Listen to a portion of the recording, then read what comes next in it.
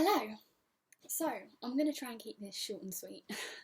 Anyone that knows me in real life or knows me from social media is going to know I find this very difficult, so bear with me, please. Please don't disengage. Please just give me this moment and just listen. I apologise in advance if I offend anyone. I really, that's not my intention whatsoever. I am going to talk to you about the EU referendum. Okay, don't turn off. I know everyone's like, oh my god, not another person about to ramble on. But that is exactly why I'm doing this, okay? I'm fed up of seeing on Facebook or Twitter, why is everybody going on about the EU referendum? Get over it. It happened. Stop talking about it. What? I've heard people say, since when did everyone become politicians? No, none of us are politicians. We just care about our country. Sorry for caring about our future and your future. Sorry for caring about the future of everyone else. I really don't get it. Do you know what? It's the fact that people are so uneducated on politics. People are so unwilling to have this conversation, and that it hasn't really happened much in the past, especially amongst young people, especially amongst working class people in particular, because our state education doesn't educate us really on politics, not to the extent that it needs to. Or it's not just politics, is it? It's world affairs, current affairs, everything that kind of is covered within that spectrum. So we have to make that effort to go out and educate ourselves. And do you know what? A lot of the ways of learning and becoming more aware is through debates. Debating is healthy on social media, in real life, with your friends. Obviously, social media is real life, you know what I mean. It needs to happen. It really needs to happen. And this absolute catastrophe needs to be spoken about, because we need to reach out to so many people, first and foremost, because it's just quite frank that many people, well, thousands of people, had absolutely no clue what the hell they were voting for. Since the results have come through, you know, the top searches on Google have been, what is the EU? Are we in Europe? What? Why did you leave this until after to research this? Where is the logic? I don't quite get it. But it just goes to show that people were basing their views and their vote, essentially, on the propaganda that they've been fed, primarily, I'm guessing, through right-wing media outlets, the Daily Mail and the rest of Rupert Murdoch's empire, which is not great because it's not reflective and it's not truthful, and it was based all on lies, okay? So I want to reach out to those who didn't vote as well. I get it. Like, I understand why everyone's so disengaged. It's so easy to become disengaged when the state of our country is how it is. I understand that. We're all struggling. We're all in quite difficult periods of our life at the moment because of our government. It's not because of the EU, quite frankly. I don't know where this blame has come from. Well, I do. That's why we're talking. I also want to reach out to those who said, my vote doesn't count. Well, everyone's vote counted. Everyone that put an X in the box, their vote counted, and that's how it led to this. So maybe if you'd voted, your vote would have counted for something, and all those people that didn't, 36% of people that didn't vote, I don't even want to think what could have happened, but it could have been a much more... I mean, it was never going to be a result that was really, really strong one way or really, really strong the other. We always knew it was going to be close, but it wouldn't have necessarily been this. I mean, I don't even really know where to start. Like, if I'm quite honest with you, I mean, I thought after the general elections last year, I was like, can't get much worse than this. You know, I cried. I spent pretty much the whole day crying, and then, you know, as the year went on, I realised it can get much worse. And then Thursday came, and I was like, yeah, the worst has happened. A million times worse has happened, and it's only gonna... Oh God, it's a downward spiral from here, isn't it? Come on, let's be real. I mean, none of us know exactly what's going to happen, and everyone's like, yeah, you're being melodramatic. Not really. Not really at all. If we think about everything that's happened since the since the referendum, I mean, for God's sake, I don't like the man. I don't like him at all, David Cameron. I think he's an absolute twat. I apologise. Don't like having hatred in my heart. It's not fun. It's not nice. Don't really hate anyone. Don't think it's healthy. But look at the mess he has put our country in, and now he's like, you know what? Bye. See you later. I'm out. Don't want to deal with this. You know, what did he say about the ship sinking? He's like, oh, I don't want to be the captain anymore. You know what? So I'll just leave you guys to sink instead. I'll just leave you to drown. I'll put you on the boat now. I'm going to just jump off and be happy with all that money I earned being your prime minister when you did an absolute rubbish job and have misled a whole country into chaos, absolute chaos. You know, the problems in this country come from our government primarily. The government that we have right now, the Conservative Tory government. They don't come from the EU. They don't come from immigration. Oh my God, no. You know, we lost over 100 billion through tax evasion. Tax evasion. That is ridiculous. That is, oh my God, that's horrendous. And, you know, our government ignore this. Pretty much ignore it. I mean, they're involved in it. They've all got their offshore bloody accounts and whatnot. Sorry, I didn't mean to swear. Got all their accounts, and we're the ones here suffering because of them. Again, like when the bankers got us into a mess, we have to suffer and just, you know, let them get away with it, because the elite, they get away with everything. But the working class people and the immigrants, you know, they're all penalised and blamed and scapegoated for all the problems in this country. No, the government has made cuts. That is why our NHS is not performing how it should be. The NHS is an absolutely amazing service. Service is that word, you know, sector. It's brilliant. I mean, it's the best thing about this country. Everyone should be entitled to free healthcare. Yeah, they're overworked, massively overworked, under-resourced, underpaid. It's impossible for anyone to do a job when, like, to the level that we expect it to be, when they're getting absolutely no support from the people that should be supporting them the most, our government. Whoever really and truly believed that they were going to get that 350 million that we apparently put into the EU, into the NHS, come on, seriously. I honestly believe you're more intelligent than to actually believe that was going to happen. And then what happened? The next morning, was it 6:30? Good old Farage told us, oh no, that isn't going to happen. That's actually not the case. And denied saying it at all, despite the fact we've got all the pictures and the videos and those red buses with the put 350 million back into the NHS. It was all lies. Surely you guys who voted Leave can see that now. Can you kind of see that the whole Leave campaign was based on lies? I mean, we all know immigrants aren't going to get out. They're not all going to get sent home, everyone that's come from a different country. And immigration's still going to happen. Like, they've told us that. They said it the day of the results, they told us. So, what did you vote out for, please?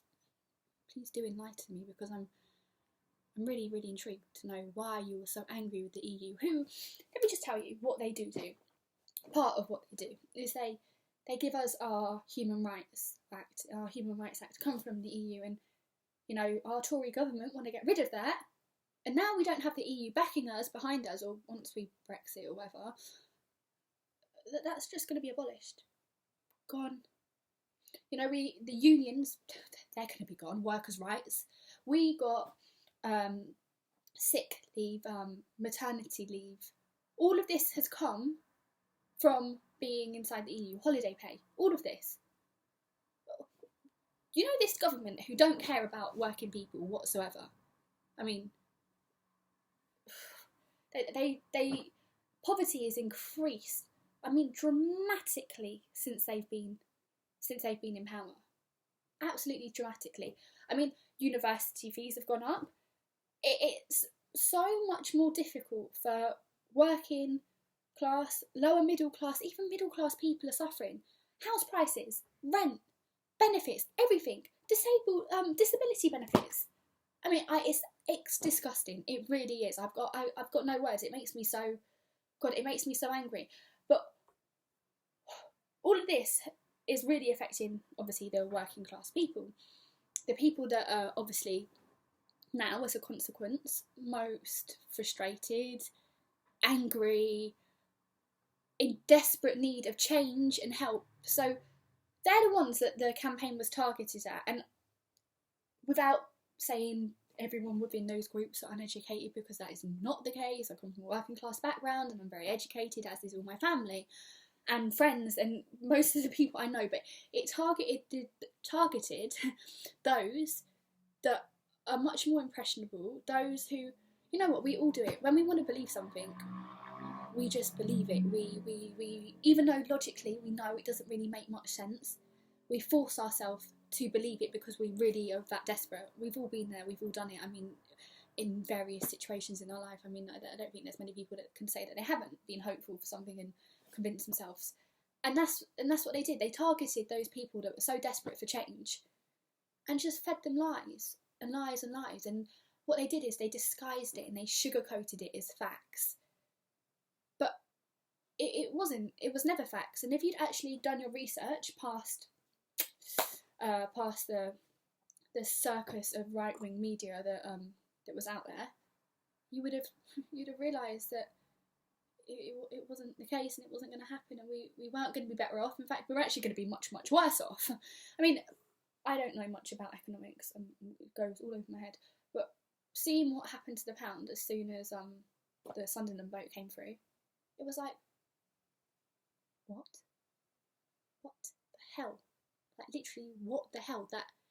That was crazy. That was crazy. And then as the night went on, it just got worse and worse. And I woke up in the morning and I was like, no way. Like, how is that even logical? Like, how did that happen? I had no idea that was going to happen. And it's just going to get worse. Trade is going to get worse. Everything's going to get worse, whether we like it or not. It's factual. Like, I'm not trying to scaremonger, as they say. The scaremongering came from the right.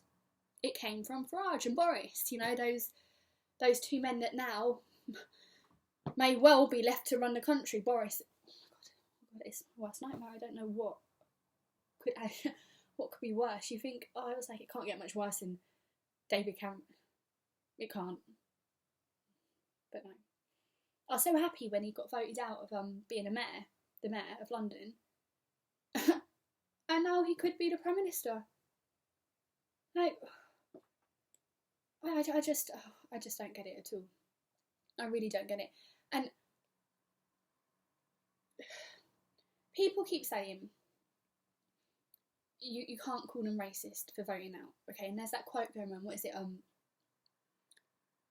You don't have to be racist to vote out, but everyone racist voted out, and it's true.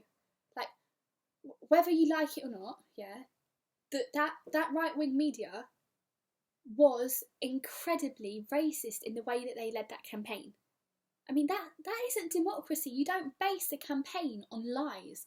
Like, if people are voting on something based on absolute lies, surely that's not democratic, is it?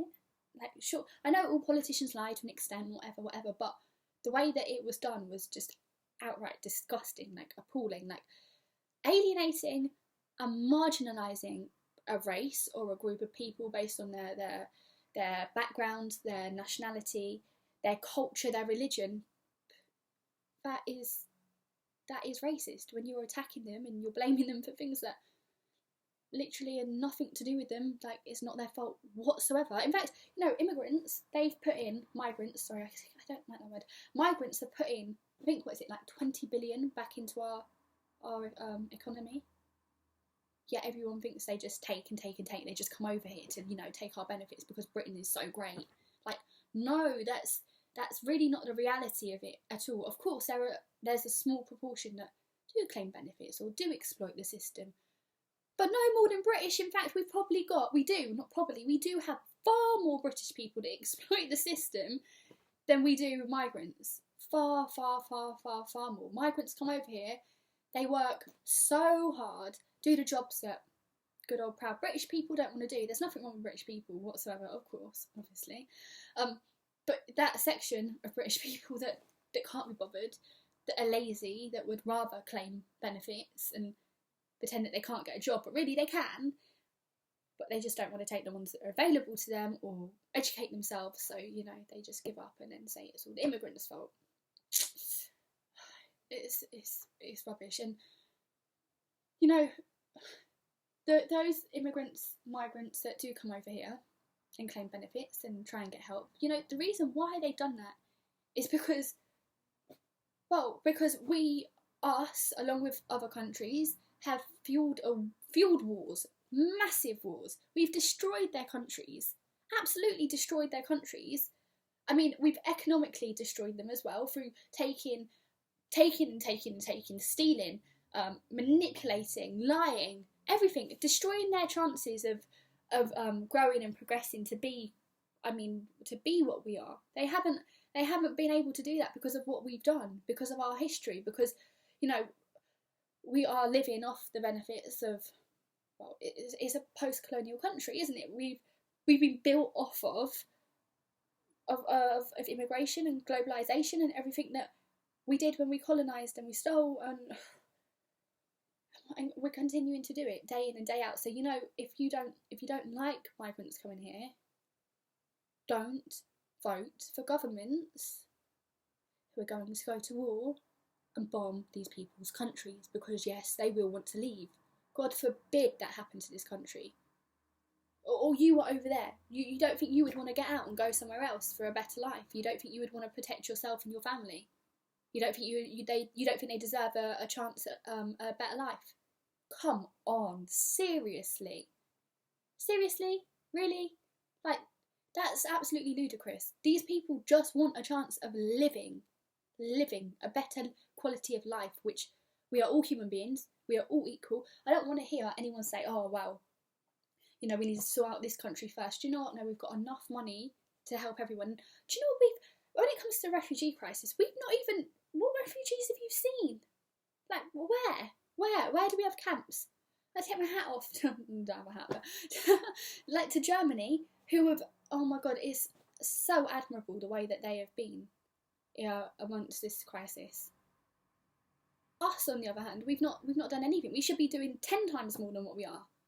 Yet people still want to complain. That what are you actually complaining about? Because, well, we've not had some influx of refugees, and, you know, if we had, that would actually be a good thing. Well, how about showing a bit of compassion, understanding, empathy, kindness? You know, have you not seen how many boats have capsized and how many people have died? You think people are risking their lives and fleeing their homes and their livelihood for no reason? It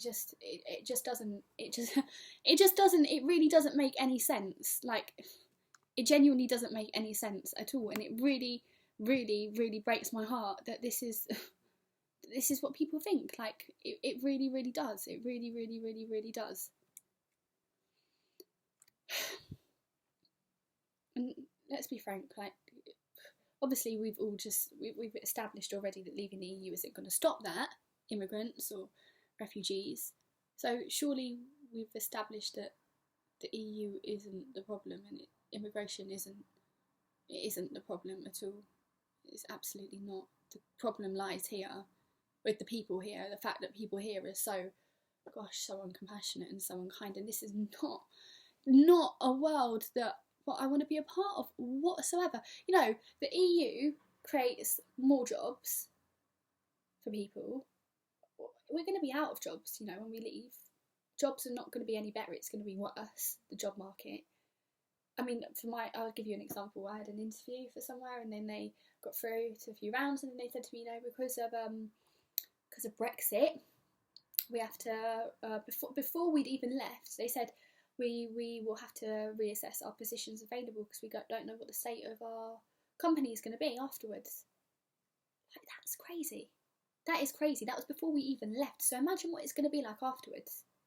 Like, it's frightening. It's really frightening. We haven't even left yet. We haven't at all. And people keep saying, we're here now, just deal with it. Well, where are we? Because I don't actually know like what this is. No one does. No one really knows what is going to happen next.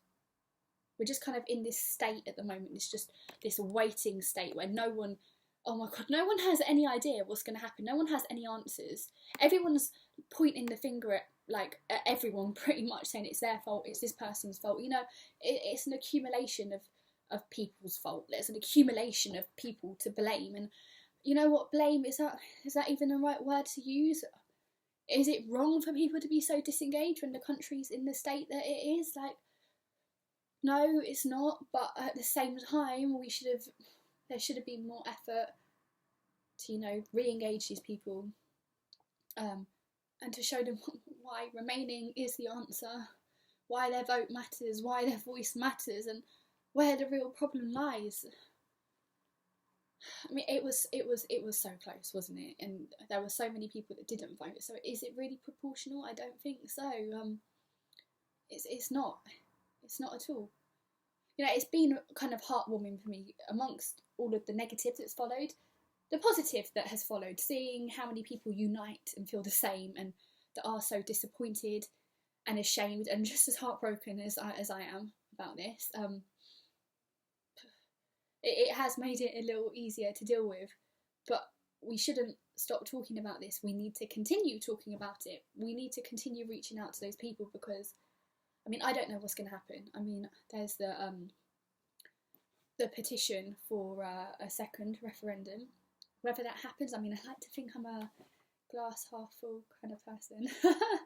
I like to think positively, and I would hope that happened, or even better, I would hope, because a referendum isn't legally binding. They don't have to do this at all. So I'm hoping that they go to Parliament and they vote amongst themselves and say, you know what, this really isn't the best thing for the country. And God, so many people have said they regret their vote. They regret their vote. Oh my God, there's no excuse. I mean, I'm glad you've changed your mind, but it's just a little too late, isn't it? It's just very, very, very late to kind of be making that decision. You kind of should have thought about that beforehand. What did you think was going to happen? People that said, oh, you know, I did it to be tactical. Well, that's what do you think happens when everyone votes to be tactical and puts their X factor, and puts their X in the box? What did you think? What did you think? They said, oh, I didn't think we would actually leave. Oh, what did you think was going to happen? I heard the most disgusting things afterwards. My God, I was so ashamed to be British. I've never been so ashamed in my life. It was appalling. I heard someone say, right, firstly, it's just stupidness. Someone said, oh, you know, I voted out because the fishing industry's declined. Well, actually, no, the fishing industry was on a decline from before we even joined the EU. And how many of you people that go on about British industries and how they're on a decline actually buy from British industries? Do you go to your local butchers or the little fruit shops and stuff? Do you actually support, when you go to a supermarket, look what is British products and what's imported in? No, you don't. Let's not lie. I don't see anybody doing that in the supermarket. Trust me, I've never seen it before in my life. So let's not pretend here. Let's really not pretend, because there are people saying that, I'm pretty sure didn't, a vast majority of you anyway. Someone said to me, you know, do you believe in gun control? And I said, of course, yeah. And he said to me, oh, well, surely you should believe in immigration control. What? What? That is absolutely ludicrous, he said. He went on to say, immigrants and guns are the same thing and they have the same impact. No.